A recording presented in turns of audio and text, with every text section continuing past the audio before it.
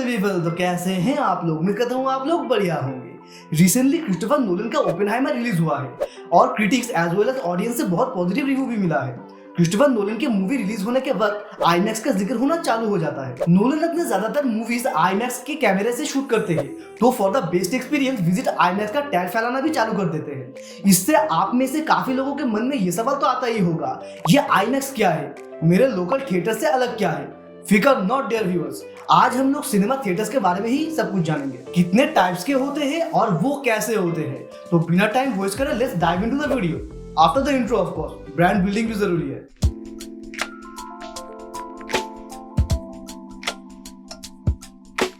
Movie theatre को आप mainly 4 category में डिवाइड कर सकते हो।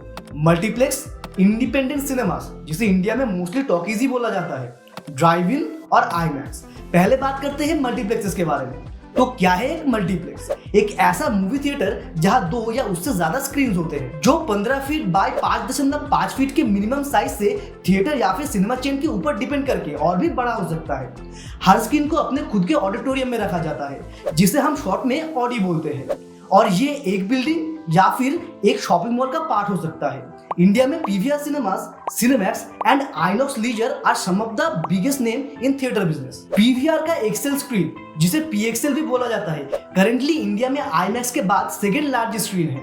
पीएक्सएल screen always laser projector use करते हैं, जहां most of the multiplexes LED का स्प्रेड लेजर से ज्यादा होता है, लेकिन लेजर का प्रिसीजन ज्यादा होता है, इसलिए लेजर प्रोजेक्टर से better crisp and clear image quality मिलता है। मोस्ट पीएक्सएल स्क्रीन्स आर कर्व्ड और डॉल्बी एटमॉस सराउंड साउंड के साथ आता है। ये आईमैक्स के बाद सेकेंड हाईएस्ट सीटिंग कैपेसिटी वाला स्क्रीन है। सीटिंग कैपेसिटी 340 से 370 तक जा सकता है, कंपेयर टू रेगुलर मल्टीप्लेक्सेस के 200 से 250। मल्टीप्लेक्स चेन्स में आइनॉक्स भी पीछे नहीं है। मेरे स्टेट में INOX Leisure wins by number, जो कि ओवरऑल इंडिया में उल्टा है। PVR cinema is the biggest chain. ऐसा इसलिए है क्योंकि 2006 में आइनॉक्स लीजर ने Calcutta cinema private limited CCPL के 89 सिनेमा थिएटर्स खरीद लिए, और पूरे स्टेट में जो एक ही आईमैक्स स्क्रीन है, डिजिटल ऑफ कोर्स, वो आइनॉक्स लीजर ही ऑपरेट करता है। वैसे आइनॉक्स का नाम आईमैक्स से मिलता जुलता है, लेकिन मुझे कहीं ऐसे एलिगेशंस नहीं दिखे कि आइनॉक्स ने आईमैक्स का नाम कॉपी करा है। INOX was a subsidiary of INOX group of companies headquartered in Mumbai, Maharashtra. Was क्यों?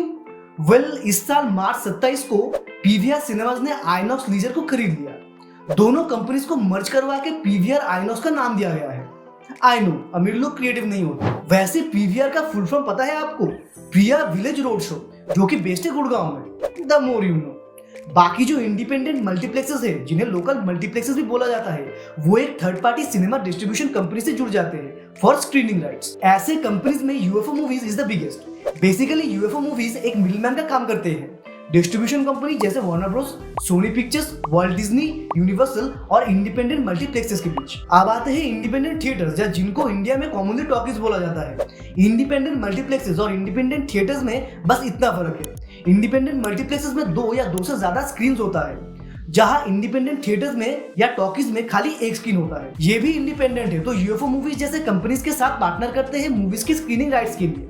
टॉकीज का स्क्रीन जनरली इंडिपेंडेंट मल्टीप्लेक्सेस के स्क्रीन से डबल साइज का होता है, पर जहां almost all multiplexes LED projectors use करते हैं, ज्यादातर टॉकीज अब भी बल्ब वाले प्रोजेक्टर्स यूज करते हैं। ये एलईडी प्रोजेक्टर्स से इंफीरियर होते हैं in terms of clarity and brightness. बाकी ऑडियो सभी का डॉल्बी डिजिटल होता है, बट नेवर एटमॉस। वैसे हमारा ये वीडियो डॉल्बी एटमॉस के डैक में रिकॉर्ड हो रहा है with a single mic unfortunately. Talkies का खाली स्क्रीन ही नहीं, सीटिंग कैपेसिटी भी ऑलमोस्ट ऑल मल्टीप्लेक्सेस के सिंगल ऑडिटोरियम से डबल होता है, मोस्टली डीलक्स और बैल्कनी। रिसेंटली एसी का अलग कंपार्टमेंट भी ऐड करा गया है, पर हाँ, टॉकीज आज से कुछ 10-12 साल बाद शायद ना दिखने को मिले। They are very old. और आज की ओटीटी के जमाने में दिन के 2 मूवीज और उनके भी एक एक करके शो फाइनेंशियली सूटेबल नहीं है, पर हाँ, टॉकीज का एक अलग इमोशन है। टीनेज में मूवीज देखने का याद आ गया।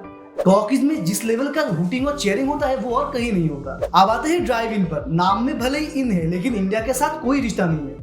Automobile lover country United states में 1915 के टाइम पर बना था और 1920s के एरा में पॉपुलर हुआ। इसमें खाली आसमान के नीचे एक स्क्रीन पर प्रोजेक्शन बूथ से प्रोजेक्ट किया जाता है। बीच में आप गाड़ी लेकर ही घुस जाते हो और अपने गाड़ी में बैठकर ही सिनेमा एंजॉय करते हो। ओपन एयर है, तो शोज हमेशा रात को ही होता है, और सिर्फ गाड़ी नहीं, मोटरसाइकिल पर बैठकर या जमीन पर लेटकर भी देख सकते हो।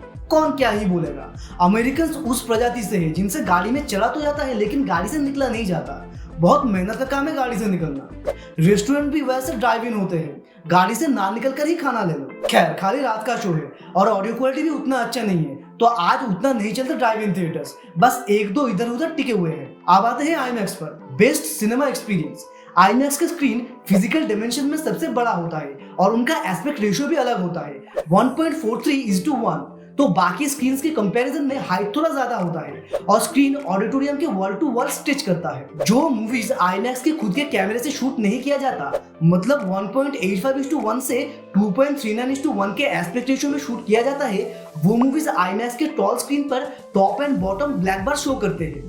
आईमैक्स के कैमरास स्पेशली आईमैक्स के टॉल एस्पेक्ट रेशियो को दिमाग में रखकर ही बनाया गया है। आईमैक्स में पुराने जमाने वाले सेलुलॉइड प्रोजेक्टर्स यूज होते हैं। सेलुलॉइड का मतलब है फिल्म, जिसको हम लोग नेगेटिव भी बोलते हैं। डिजिटल प्रोजेक्टर्स में 3 एलसीडी डिस्प्ले होते हैं, रेड, ग्रीन एंड ब्लू।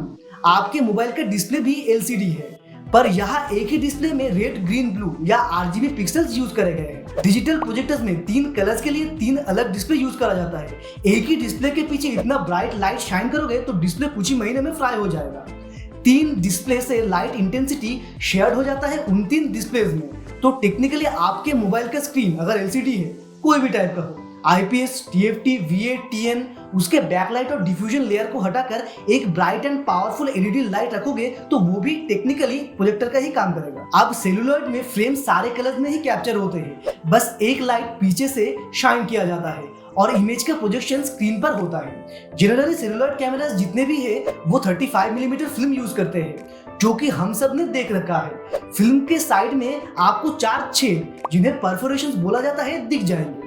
मत बोलना बचपन में नहीं देखा। अब आईमैक्स के कैमरा शूट करते हैं 70 मिलीमीटर पर, जो कि विड्थ में 35 मिलीमीटर के डबल होते हैं। टोटल 5 परफोरेशंस। अगेन, परफोरेशन या छेद साइड में होते हैं। हाइट बढ़ने से ही छेद की संख्या बढ़ेगी। साइड से डबल होने की वजह से साइड का रेजोल्यूशन भी डबल हो जाता है। अब ऐसे 70 मिलीमीटर के 3 फ्रेम्स लो और उसको साइड में घुमा दो। छेद अब ऊपर नीचे है, साइड में नहीं।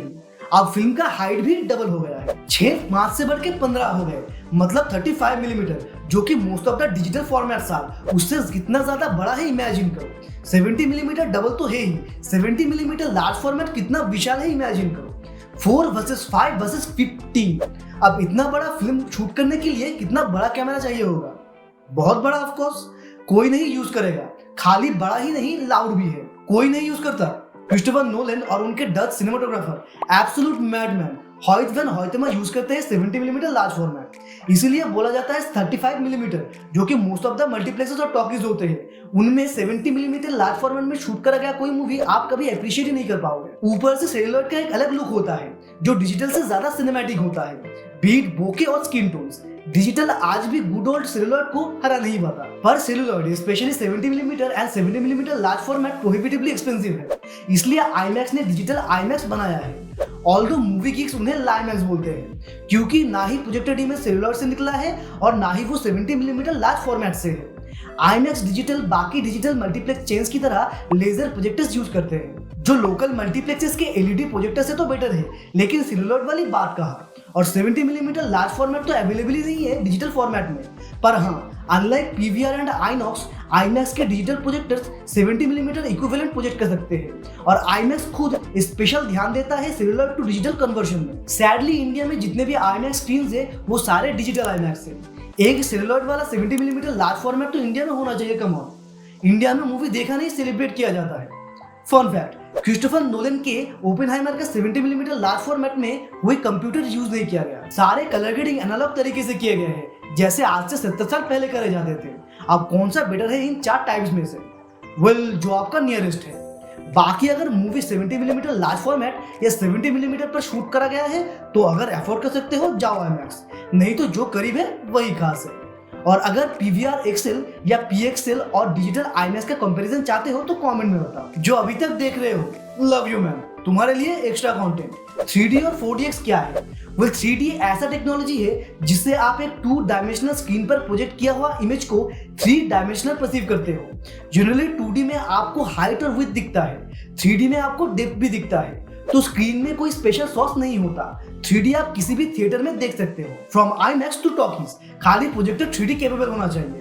रेगुलर प्रोजेक्टर्स में जहाँ सिंगल प्रोजेक्टर यूनिट होता है, वही 3D प्रोजेक्टर्स में 2 होते हैं। जैसे आपके दोनों आंखों के बीच में डिस्टेंस होता है, वैसे ही 3D प्रोजेक्टर्स के प्रोजेक्टर यूनिट्स में डिस्टेंस होता है। इसी स्पेस की वजह से हम लोग डेप्थ को परसीव कर पाते हैं। प्रोजेक्टर भी वही करता है। 3D कैमरा में भी रेगुलर कैमरे की एक सेंसर की जगह 2 सेंसर्स होते हैं। उन दोनों सेंसर्स के बीच में सेपरेशन होता है। अब हम तो दुनिया को एक 2D मतलब फ्लैट कपड़े के ऊपर नहीं देखते, तो 2D कपड़े के ऊपर 3D कैसे देखते हैं थिएटर्स में? 3D कैमरा कैप्चर करने के वक्त सारे कलर्स को कैप्चर करते हैं अपने दोनों सेंसर्स में, फिर उनको कंप्यूटर में सेपरेट किया जाता है। एक सेंसर का खाली सियान कलर लिया जाता है और दूसरे सेंसर का खाली मजेंटा। अब येलो इन दोनों में से किसी एक के साथ ऐड कर दिया जाता है। प्रोजेक्टर में भी सियान और मजेंटा को अलग प्रोजेक्टर यूनिट से प्रोजेक्ट करा जाता है 2D स्क्रीन पर। अगेन येलो उनमें से किसी एक के साथ ऐड कर दिया जाता है। फिर आप 3D ग्लासेस से देखते हो जिस पर सियान और मजेंटा कलर का कोटिंग चढ़ा होता है। सियान कलर सियान को फिल्टर आउट करता है और मजेंटा कलर मजेंटा को। इससे आपको एक सिंगल 3 डायमेंशनल इमेज दिखता है। कलर सेपरेट ना करते तो दोनों ही प्रोजेक्टर यूनिट से सेम इमेज प्रोजेक्ट होता, जिसमें सेम कलर्स मतलब वेवलेंथ होता, जिससे कंस्ट्रक्टिव इंटरफेरेंस क्रिएट होता और स्क्रीन पर खिचड़ी दिखता।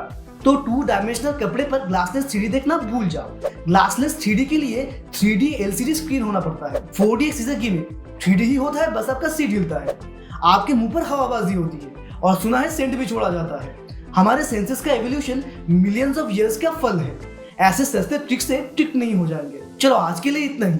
आई होप आपके मन में टाइप्स ऑफ सिनेमा थिएटर्स को लेकर जो क्यूरियोसिटी था उसको कुछ हद तक सेटिस्फाई कर पाया। और चैनल के लॉन्ग टाइम व्यूअर्स और फैमिली मेंबर्स गाली देने से पहले कि मैंने तो बोला था एक्सप्लेनर्स अब नहीं आएंगे, अरे मैंने तो गुस्से में बोला था, तुम लोग लाइक कमेंट शेयर नहीं करते। 10 घंटे का मेहनत और 30 व्यूज। खैर, जो चैनल पर पहली बार आ रहे हो वो सब्सक्राइब कर दो। इतनी दूर तक जब देख रहे हो कंटेंट तो अच्छा लगा ही होगा। तब तक ब्रिंग मी माय पॉपकॉर्न।